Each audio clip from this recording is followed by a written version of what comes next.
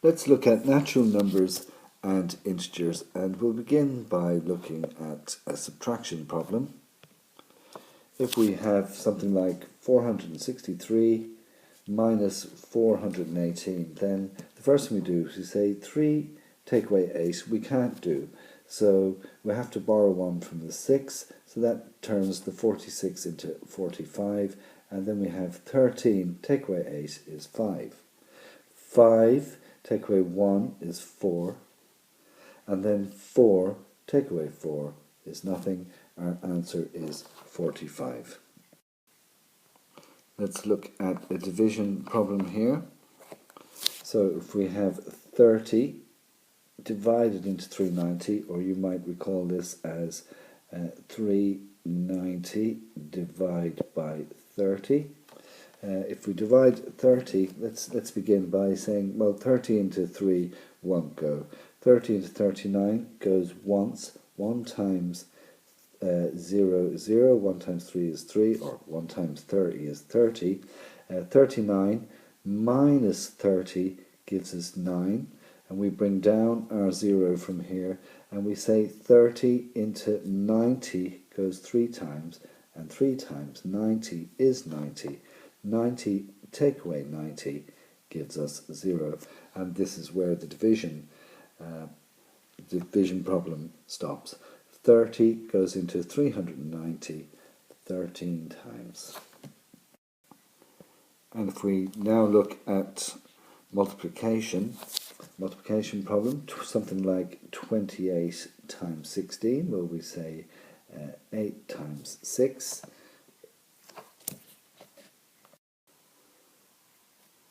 is 48, so we write down our 8 and we carry our 4, and we say 8 times 1 is 8 plus the 4 is 12. Put down our 0. 2 times 6 is 12. Put down the 2. Carry the 1. 2 times 1 is 2 plus 1 is 3. And we add those up. 8 and 0 is 8. 2 and 2 is 4. 1 and 3 is 4. 28 times 16 is 448. So what are natural numbers? Natural numbers are the set of whole positive numbers. 1, 2, 3, 4, all the way up forever and ever to infinity. And the set of natural numbers are denoted by the capital letter N. If we move on to look at squares and roots, we can see that we use this different type of mathematical notation where we have a base number to the power of another number, okay, and that power, or if it's a 2, it's squared. If it's a 3, that power is known as cubed. And if we write a number as something like 4 to the power of 3, that number is written in what we call its index form, where 4 to the power of 3 is the same as 4 times 4 times 4.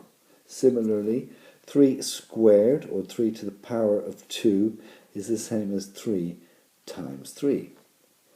4 squared is the same as 16. 4 fours are 16, or 4 times 4. And I guess looking at it the opposite way then, we have this other symbol in maths, the square root sign, or the root sign, sorry. Generally, if you see no number here, then we take it to be the square root sign, but in higher level maths you'll come to see that you might see the root sign with the 3, and you might have something like the cubed root of 8. The cubed root of 8 would be equal to 2, i.e. 2 times 2 times 2 is equal to 8. The cubed root of 8 would be equal to 2. So back to the square root sign. So the square root of 4 is 2, i.e. that number, when multiplied by itself, gives us 4. The square root of 81 is 9, i.e. that number 9 multiplied by itself would give us 81. And another way of writing to write 9 in its index form equal to 81, 9 squared is 9 to the power of 2, or 9 squared is equal to 81. And if we look at next the notion of the lowest common multiple, we can see that the multiples of a number are simply those numbers multiplied by 1, 2, 3, 4, 5, 6, etc. So the multiples of 16 would be 16, 32, 48, 64, 80, and so on. And the multiples of 20 would be 1 times 20, 2 times 20, 3 times 20, 4 times 20, and so on.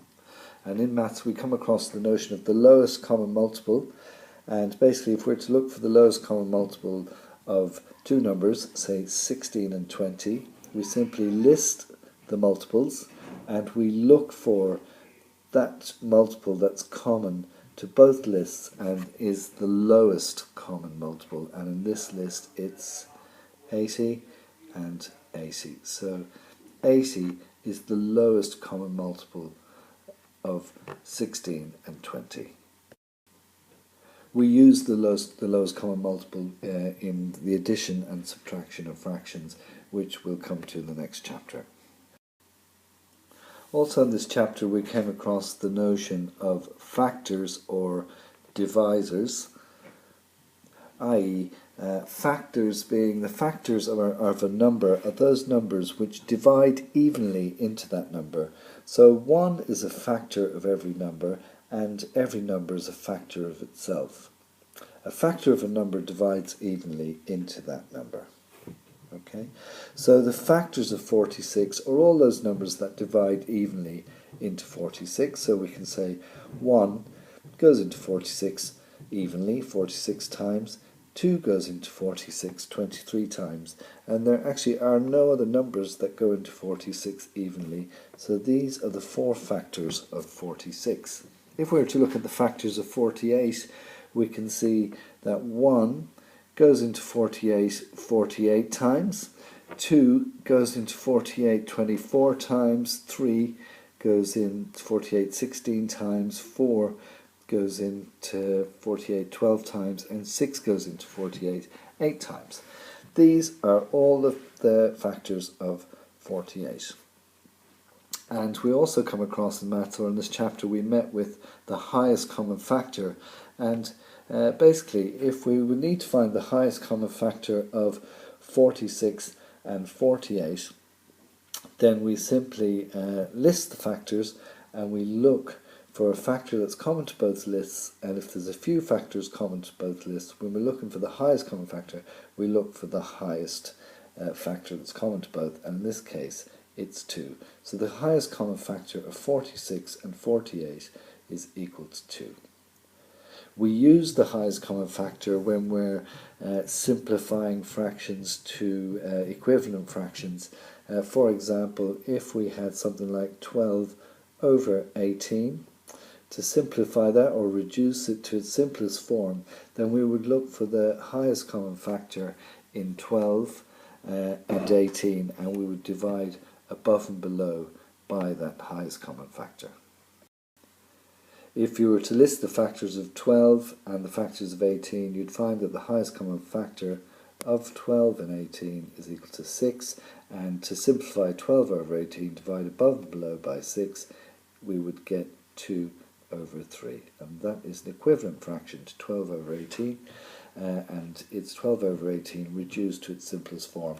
We shall meet with this notion in the next chapter. And just another point about finding the factors of a number. If we want to find the factors of a number, the fastest way to find how many times we need to divide numbers into the number, there's a tip or a trick to finding where we stop dividing numbers into find factors.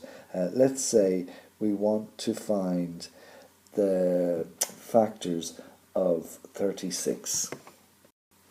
The mathematical trick would be to find the square root of 36, and in this case it's actually equal to 6, and so we'd simply divide all the numbers 1, 2, 3, 4, 5, 6 into 36 to see if we have all the factors, and 1 would go into 36,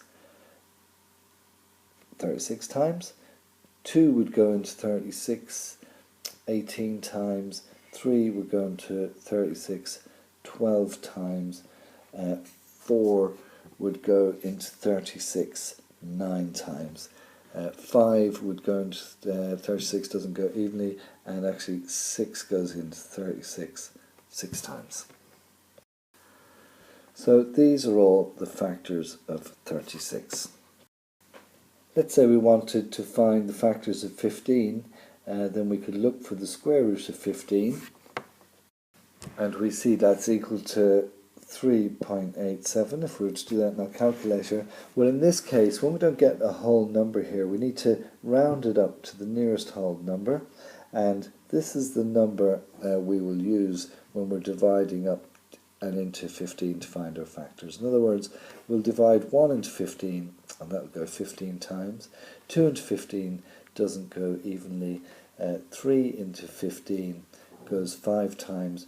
4 into 15 doesn't go evenly. And we know that we can stop checking once we've tried 1, 2, 3 and 4 into 15. And these are the factors of 15, 1, 3, 5 and 15.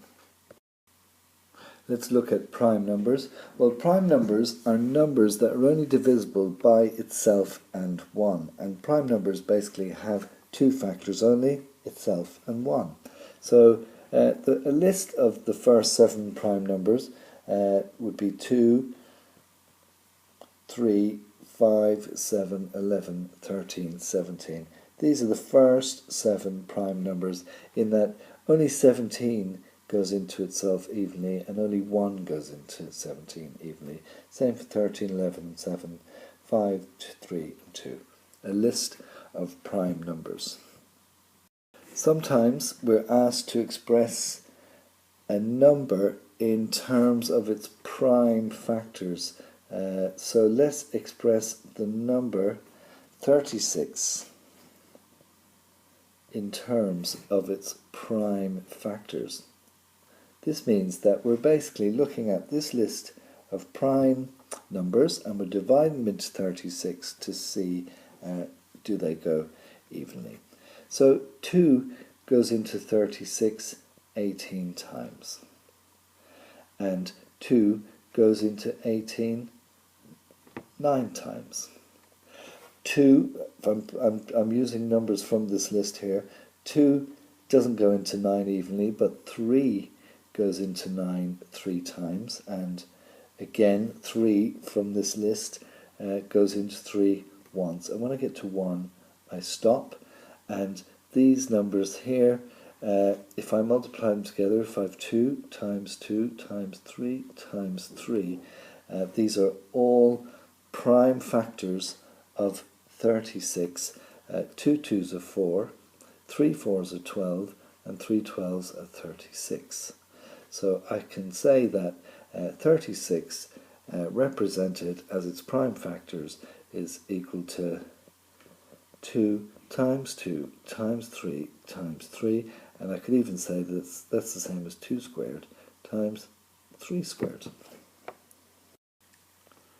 Let's represent the number 25 in terms of its prime factors. Well, I look to my list here and I see what prime number can I try and divide evenly into 25, and 5 goes into 25 5 times, 5 goes into 5 goes into 5 once, and I'm at 1, so I stop. So I can see that 25 is equal to 5 times 5, or 25 is equal to 5 squared. This is 25 represented as a product of its prime factors. 25 represented as a product of its prime factors is 5 times 5. And we'll just carry on by looking at some other bits and pieces that were associated with this natural numbers and integers chapter, and the whole notion of BIMDAS, brackets, indices, multiply, divide, add and subtract, the order of operations where the multiplication and division sign rule over the positive the addition and subtract sign when we're adding and subtracting a series of numbers. So if we have a sum like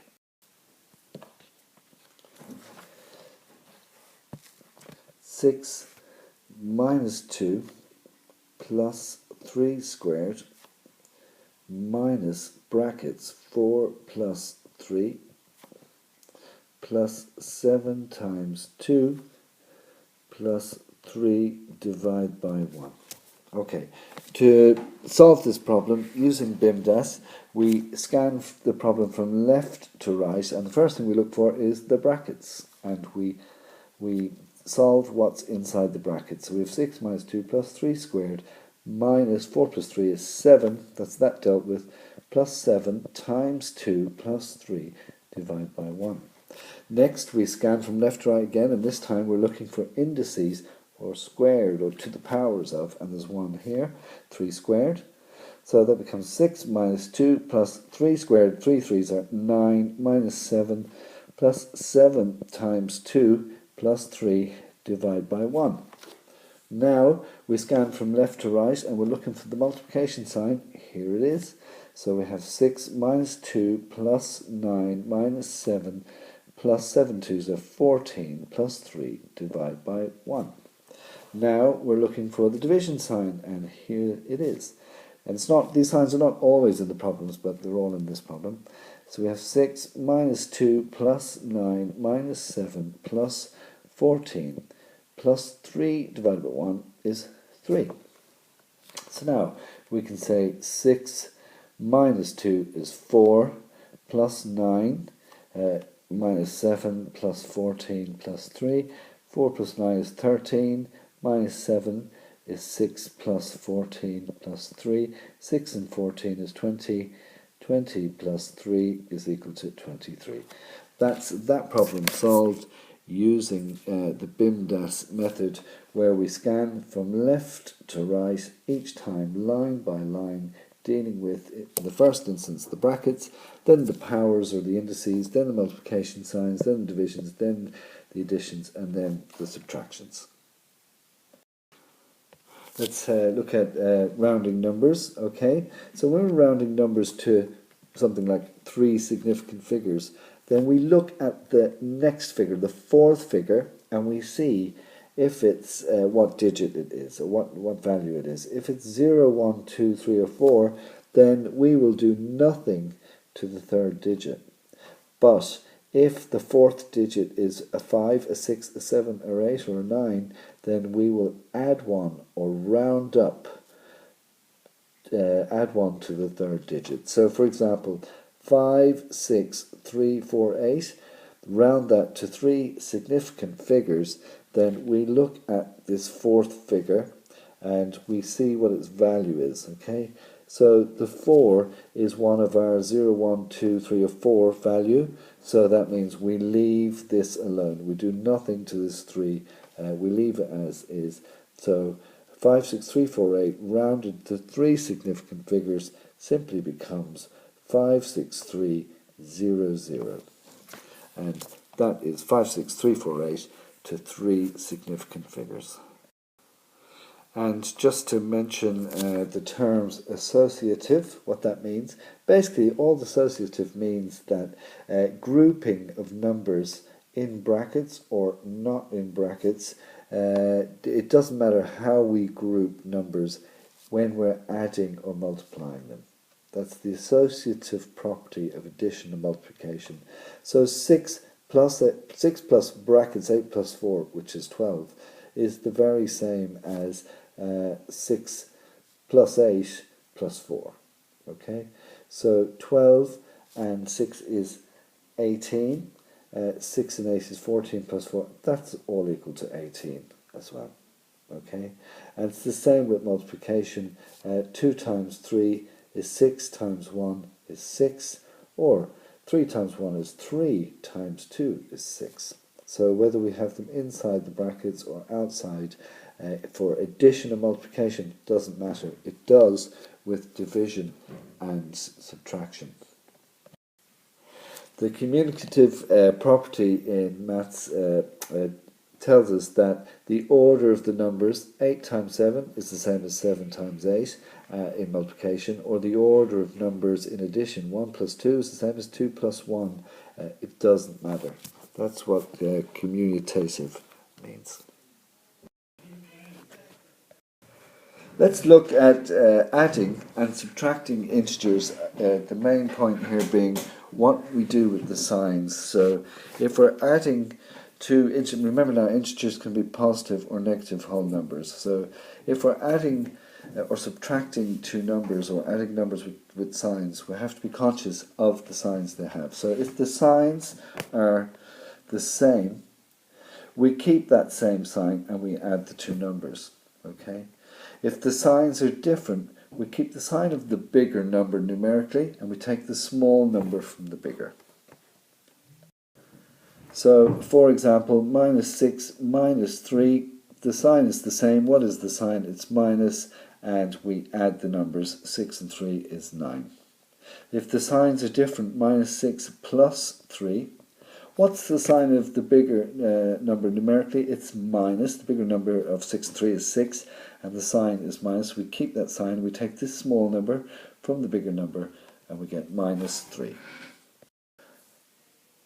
Now, when we look at multiplying or dividing integers, then we just look at the signs, and like signs, be they both positive in the numbers we're multiplying or both negative, give a positive sign. Unlike signs, i.e. a negative and a positive, or a positive and negative, multiplying or dividing give a negative sign. Okay? So let's look at this example here. Plus 4 multiplied by minus 4. Plus by minus, signs are different, gives us a minus or the unlike minus sign, and 4 fours is 16. Or in this case here, plus 4 divided by minus 2. Well, a plus you can't see, but it's there. Plus and minus gives minus, and 4 divided by 2 is 2. Here we have minus 2 divided by minus 2. The signs are the same, so that gives a plus here, and 2 divided by 2 is 1. And a very important part of working with integers is when we have an integer, be it a positive or a negative number, inside a bracket, we have to be conscious of what the negative sign does to the number inside the bracket. So if we have minus 4, like we have here, then that gives us plus 4. Why is that? That is because the minus actually has a 1 beside it that you cannot see, but it is there. Minus by minus gives plus, 1 by 4 gives 4. Look here, we have 2 in brackets. What's outside the 2? Well, there's a plus 1. It's there, but you can't see it. So plus by plus 2 gives us plus, and 1 by 2 gives us 2. And if we look at this example here, we have minus 2, minus brackets 2. What's that equal to? Well, that's the same as minus 1 by plus 2. So minus by plus is minus, and 1 by 2 is 2. So, in effect, a sign or a minus sign outside the brackets changes the sign of the inside number. So, if we have minus 4, it becomes plus 4. This seems to change the sign of the number inside the brackets, and that's a very important rule in mathematics.